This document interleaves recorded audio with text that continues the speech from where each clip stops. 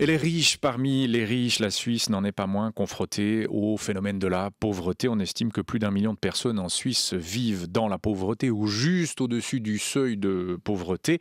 Près d'une personne sur 5 n'est par exemple pas en mesure d'honorer une dépense inattendue de 2000 francs, par exemple une facture de dentiste. À l'heure où la pression pour une réduction de l'aide sociale n'a jamais été aussi vive, on en parlait encore il y a un instant, quelle politique développer pour lutter et surtout pour prévenir la pauvreté? Ce matin avec nous le directeur de Caritas Suisse, Hugo Fazel. Bonjour. Bonjour. Merci d'être avec nous dans notre studio de Berne, du Palais fédéral, jusqu'à 8h, Hugo Fazel. 1 million de personnes en dessus, juste en dessus ou carrément en dessous du seuil de pauvreté. 1 million de personnes. Est-ce qu'on grossit pas le trait de la pauvreté en Suisse? Non, je ne pense pas. C'est un nouveau phénomène, il faut le dire. La question ou le défi le plus important de notre temps, c'est la pauvreté. Et c'est plus les assurances sociales classiques. Elles sont construites. On fait quelques optimisations.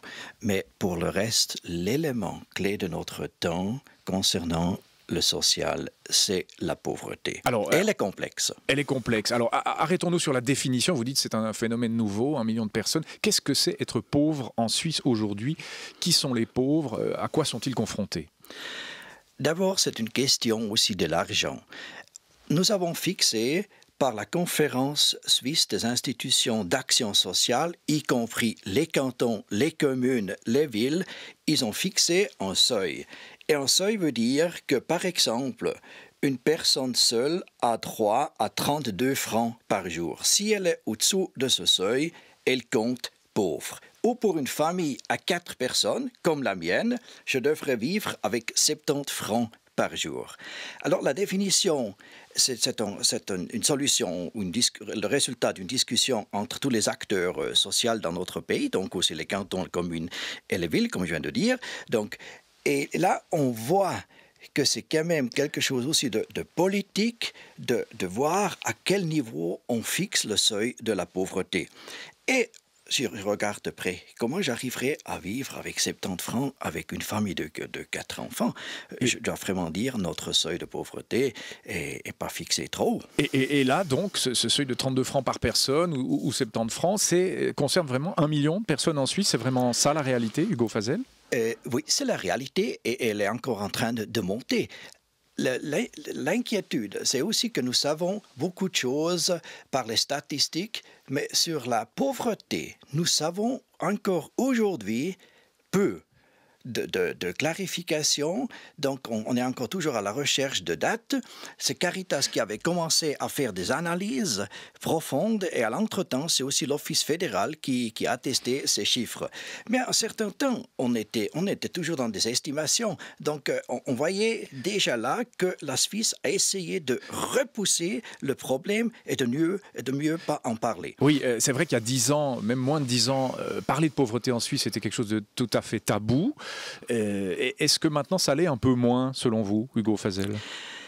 Oui, par notre campagne, on a essayé de sortir les gens de la stigmatisation. Parce qu'être pauvre en Suisse, dans un pays riche, les gens n'osent pas s'exprimer. Ils se cachent à quelque part. Ils sont exclus de la société.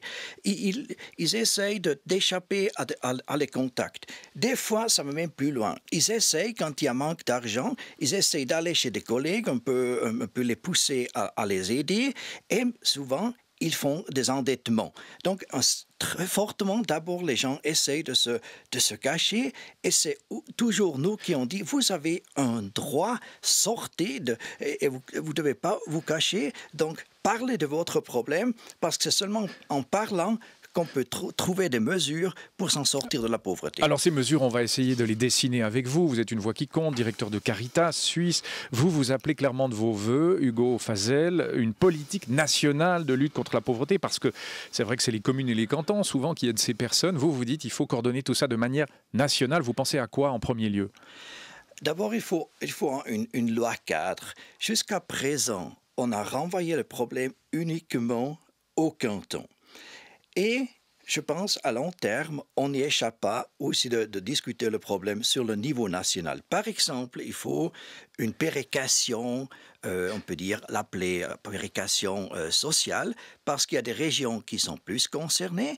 On voit aussi aujourd'hui que les cantons ont commencé à repousser les pauvres par différentes politiques. Par exemple, on construit seulement des appartements en prix très cher.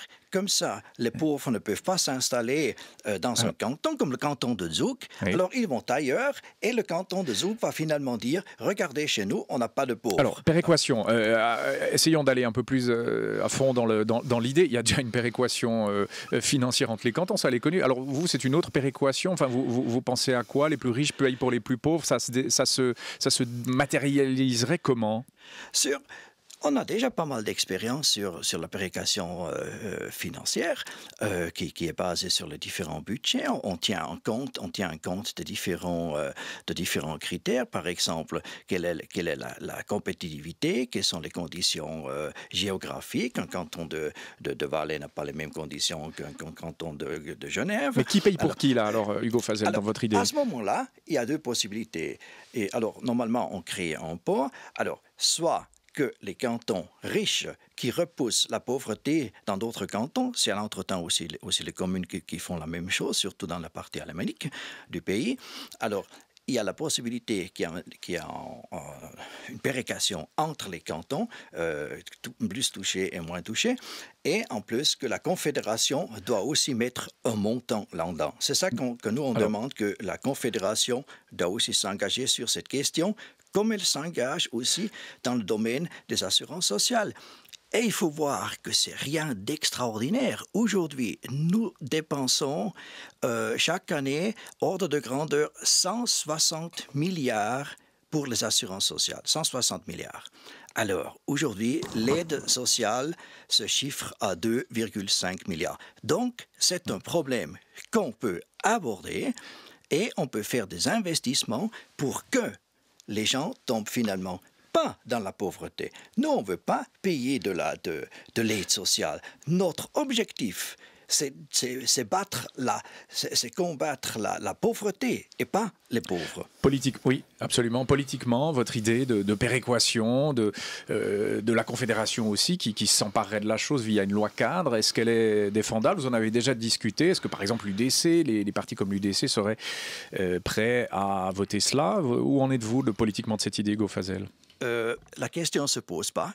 Quand on a un problème concret, il faut commencer avec de bonnes propositions. On sait politiquement que ça prend du temps. L'UDC va toujours être contre. On constate que l'UDC fait juste l'inverse.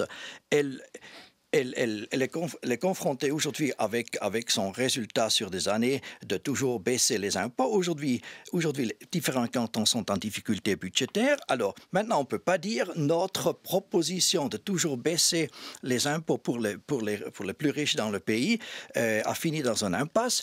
Maintenant, il faut les remonter pour corriger. Non, ça, ils ne disent pas. Ils essayent de trouver des coupables. Et les coupables, ils ont trouvé chez les pauvres. Alors, on essaie de trouver quelques abus pour dire, alors, il faut corriger cela, et c'est pour cela qu'on doit aussi augmenter les impôts. Alors, c'est ça qui nous dérange énormément, qu'un parti fait son jeu politique, justement avant les élections, sur les épaules des pauvres. Alors, il y a évidemment beaucoup d'électoralisme. On est quasiment en année d'élection. On est fin 2014, c'est pour 2015, octobre, les élections fédérales. Vous avez cité le chiffre, hein, c'est 2,5 milliards de dépenses pour l'aide sociale en 2012. C'était 1,7 milliard seulement, si j'ose dire, en 2005. Ça, c'est la réalité. Est-ce que c'est acceptable, encore ce chiffre, 2,5 milliards de francs pour l'aide sociale? On a des exemples et ils ont été largement médiatisés. On les rapporte souvent via la presse alémanique. Cette fameuse commune de Hagenbourg, près de Zurich, où une famille d'Érythréens réfugiés en Suisse coûte 700 000 francs par année à la localité. C'est 1000 habitants, Hagenbourg, 700 000 francs. Est-ce que ce sont des choses acceptables pour vous, ça, Hugo Fazel? Nous sommes les premiers qui essayent de combattre les abus. Hein. Il faut les combattre parce qu'ils mettent en question un bon système. Mais il faut voir s'il y en a 2%, et dans les assurances privées, on parle souvent de 10%. Ici, on parle, après certains sondages et puis analyses qui ont été faites par les cantons, on les chiffre à peu près à 2%. Est-ce qu'il faut punir les 98% parce qu'il y en a 2% qui nous font des problèmes. Il faut peut-être changer le système. C'est pas quelque chose, on ne peut pas corriger un système. S'il y a un 2%, il faut combattre justement ces abus. Et j'ai eu un entretien avec un syndic de la Suisse orientale. Vous parlez d'abus, pardon, Hugo Fazel, mais c'est ce que dit l'UDC aussi. Hein. Vous reprenez les mêmes termes.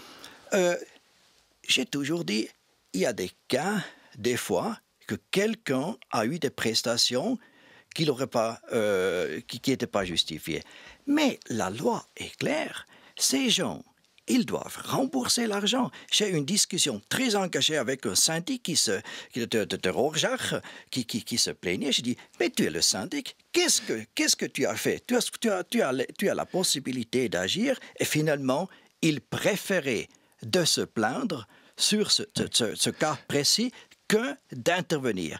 Il avait donc utilisé ce cas d'abus pour faire sa politique et ne voulait pas le corriger. Combattre les abus d'abord et pas forcément changer de système. Deux propositions concrètes. Alors, tout à l'heure, on l'entendait à 7h35, il y a cette idée de la Commission de l'économie du Conseil des États, Hugo Fazel, qui demande à Berne de présenter un projet pour imposer les prestations de l'aide sociale. Imposer l'aide sociale, est-ce que ça vous choque, ça ? Non, ça ne me choque pas. Je pense que ceux qui ont revenu peuvent payer des impôts, sauf dans ce cas-là, les gens reçoivent de l'État, de la commune, une indemnité et en même temps, ils doivent redonner une partie. C'est quelque chose un peu particulier, mais je pense dans la situation qu'on est aujourd'hui, aussi pour des raisons psychologiques, c'est une bonne proposition qu'on dit, alors chacun qui a un revenu paye aussi un impôt. De ce côté-là, je pense c'est une proposition que je pourrais vivre avec. Alors, une proposition encore plus concrète, c'est aussi une idée qui a été émise de supprimer pour les bénéficiaires de l'aide sociale la possibilité de prendre le volant, d'avoir une voiture ou aussi de voyager à l'étranger. Est-ce que ça devrait être mis sur pied, ça? Vous voyez, ici, on discute toujours qu'est-ce que la personne a droit. D'abord, quand on donne une petite somme à quelqu'un, il a la liberté de disposer. Ces gens ne sont pas mis sous tutelle. Et aujourd'hui, avoir une voiture pour pouvoir travailler, je connais beaucoup de cas qui n'ont qu'une possibilité d'aller travailler la nuit. Donc, cette nuit, il y a des gens qui ont travaillé. Ils n'avaient pas de transport public, alors ils étaient obligés d'avoir une voiture. Donc, il ne faut pas combattre cette possibilité pour que des gens pauvres qui veulent encore faire un revenu et on veut les faire sortir de l'aide sociale. Alors, il faut leur donner accès et pour cela, on a besoin, pas toujours, mais assez souvent aussi, d'une voiture. Une voiture, c'est un luxe pour certains, même de la classe moyenne, ça coûte très cher. Ça, c'est un argument qu'on pourrait vous rétorquer.